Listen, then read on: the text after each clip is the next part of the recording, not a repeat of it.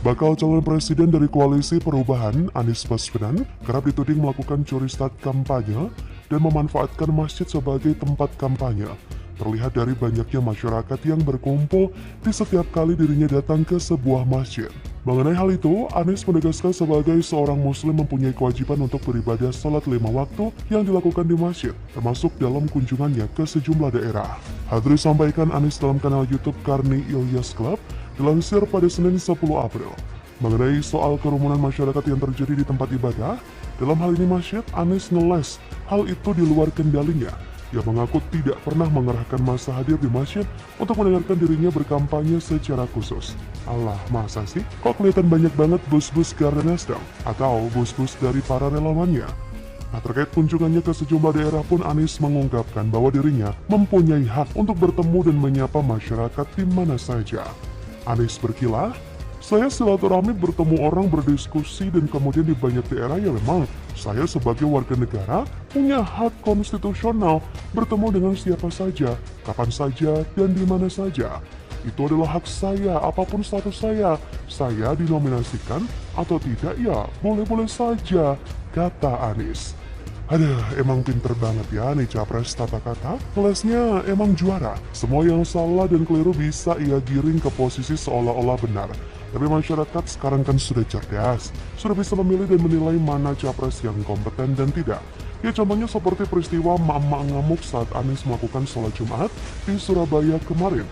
Menurut jubir partai PSI, Dedek Prayudi, kunjungan sholat Jumat ex-Gubernur DKI Jakarta Anies begitu terorganisir hingga mengganggu aktivitas jemaah lain. Hal ini ia sampaikan dalam tayangan kanal YouTube Cokro TV. Seperti dikutip pada Kamis 23 Maret, menurut Dedek, ada video yang beredar dan memperlihatkan pengerahan massa pendukung Anies yang mengganggu aktivitas jamaah lain. Ia pun memperlihatkan video yang bernarasi, ibu-ibu rombongan jamaah Wali Jatim Rahmatulumah Tulungagung memarahi polisi karena tidak dapat sholat Jumat dan Zuhur di Masjid Al-Akbar Jalan Majan. Dalam video dari akun Twitter 03 Nakula itu, tampak seorang wanita yang berpakaian merah muda tampak menunjuk-nunjuk polisi. Meski tak terlalu jelas yang diucapkan, nada suaranya cukup tinggi. Dalam narasi itu menyebut jika rombongan jemaah ziarah Wali Songo ngamuk ke Garda Nasdem dikarenakan jemaah tak bisa sholat Jumat dan sholat Zuhur di Masjid Al-Akbar Surabaya. Antara masjid dikuasai Anies dan para pendukungnya untuk berkampanye. Fakta memang tak pernah bisa dibantah, tapi memang sulit jika yang membantah adalah Anies. Ia akan menggunakan jurus kata-katanya untuk membantahnya. Bahkan Anies dengan kata-kata manisnya, serta muka temboknya selalu menyalahkan dan menyalahkan pihak lain.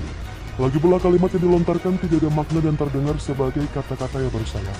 Bagi saya, sudah cukup ya untuk Anies menipu warga Jakarta dengan olahan kata-kata yang unfaedah. Jangan lagi melakukan pembohongan dengan rangkaian kata yang bisa menghipnotis orang-orang se-Indonesia Raya ini. Sudah banyak warga Jakarta yang tersihir dengan kata-kata manisnya, terutama JKT58. Karena bagi saya pribadi, kata-kata bisa berguna dan bisa pula sebagai sampah.